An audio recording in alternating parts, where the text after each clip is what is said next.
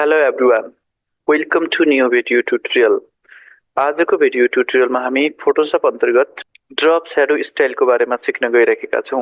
Drop shadow layer style use गर्नको लागि at first यहाँनिर हाम्रो कुनै कन्टेन्ट हुनुपर्ने हुन्छ। अहिले चाहिँ हाम्रो यहाँनिर ब्ल्याङ्क मैले यहाँनिर पुरै टेस्ट लेख्छु।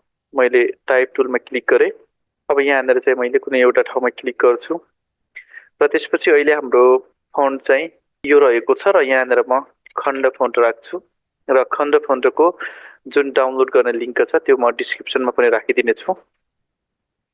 अब खण्ड फन्टमा चाहिँ मैले खण्ड बोल्ड भनेर लगे र त्यसपछि यहाँनिर म यसलाई काटेर आईटी जुन कम्प्युटर भनेर लेख्छु। आईटी जुन कम्प्युटर लेखी र त्यसपछि यहाँनिर यो टिक मार्क लगाउँछु र त्यसपछि मुभ टुलमा गएर यसको साइजलाई म इन्क्रिज गर्छु।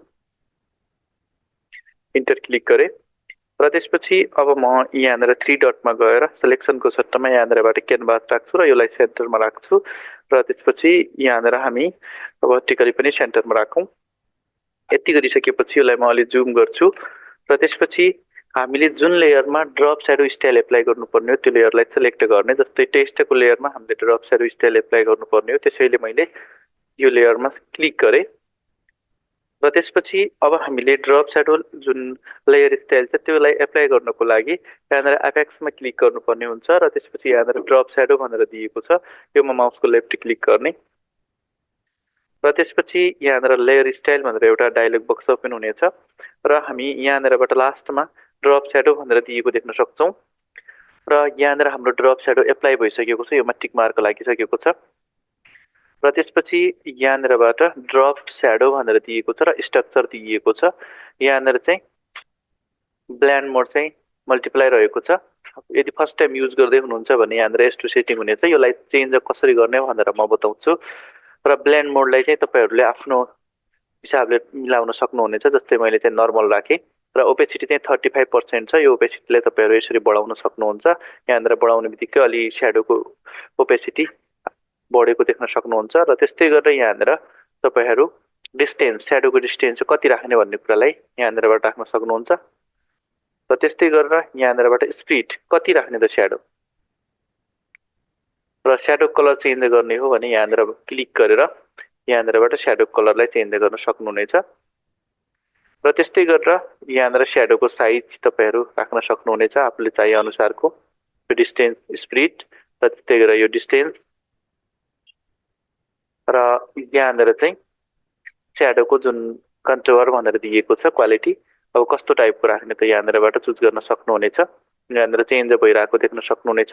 अब तपाईहरुलाई जस्तो निड छ त्यो टाइपको तपाईहरुले राख्न सक्नुहुनेछ। यहाँनिर मैले साइज बढाएर देखाए तपाईहरुलाई र त्यस्तै गरेर नोइज राख्न चाहनुहुन्छ भने यहाँनिरबाट नोइजलाई इन्क्रिज गर्न सक्नुहुनेछ। मैले नोइजलाई चाहिँ इन्क्रिज गरेन। त्यस्तै गरेर अब स्याडोको एंगल दिएको देख्न सक्नुहुनेछ। यो एंगललाई पनि तपाईहरुले चेन्ज गर्न सक्नुहुनेछ यहाँनिरबाट यसरी र यो एंगललाई चाहिँ तपाईहरुले यहाँनिर माउसको लेफ्ट क्लिक गरिराखेर ड्र्याग गरेर पनि एंगललाई चेन्ज गर्न सक्नुहुनेछ र यहाँनिरबाट तपाईहरुले स्याडोको जुन ब्ल्यान्ड मोड छ त्यो मोडलाई पनि चेन्ज गर्न सक्नुहुनेछ। जस्तै मैले सफ्ट लाइट राख्दाखेरि केही देखिया छैन, मैले नर्मलमै राखे। यसरी तपाईहरुले स्याडो राख्न सक्नुहुनेछ लेयरमा र यसलाई डिफल्ट बनाउने हो भने यहाँनिर मेक डिफल्टमा क्लिक गर्नु होला। यो डिफल्ट हुनेछ भनेको जस्तो तपाईहरुले स्याडो एप्लाई गर्ने बित्तिकै अबदेखि डिफल्टमा यस्तो टाइपको आउने भयो।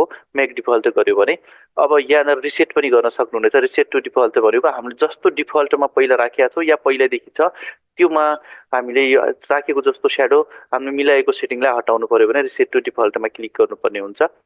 मैले अहिले गरिन र अब यो ड्रप स्याडो हाम्रो वान टाइम चाहिँ आएको छ र प्लसमा क्लिक गर्यो भने यो कपी हुन्छ, दुई चोटी आयो। त्यस्तै गरेर प्लसमा क्लिक गर्यो भने तीन चोटी हाम्रो यो कपी भयो। यसलाई कपी भएकोलाई डिलिट गर्नु पर्यो भने यहाँनिर क्लिक गरेर यहाँनिर डिलिटमा क्लिक गर्ने यसरी तपाईहरुले डिलिट पनि गर्न सक्नुहुनेछ।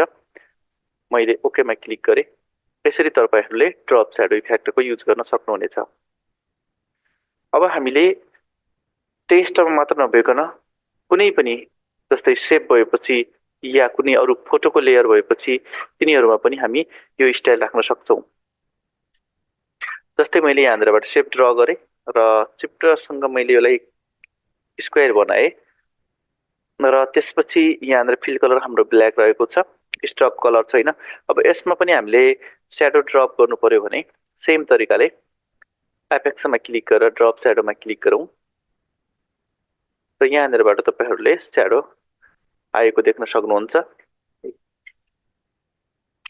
अब हेर्नुहोस्, जस्तै मैले यसमा चेन्ज गर्ने बेला माथि अघिको लेयरमा पनि के हुँदैछ, चेन्ज हुँदैछ। जस्तै मैले यसलाई यहाँनिर एङ्गल मैले माथितिर चेन्ज गरेँ यताबाट भने माथिको लेयरको पनि एङ्गल चेन्ज हुँदैछ। यो यहाँनिर हाम्रो युज ग्लोबल लाइट भन्नेमा टिक मार्क रहेको छ, त्यसैले यो चेन्ज हुँदैछ। मैले यसलाई हटाइदिएँ, अब चाहिँ चेन्ज हुँदैन। हेर्नुहोस्, अब यो लेयरमा मात्रै हाम्रो स्याडो चेन्ज हुँदैछ, तर हाम्रो अघिको जुन राखेको स्याडो थियो त्यसमा चाहिँ केही चेन्जेस भइरहेको छैन। ओकेमा क्लिक गरौँ। यसरी तपाईँहरूले स्याडो इफेक्टको या स्याडो स्टाइलको युज गर्न सक्नुहुनेछ।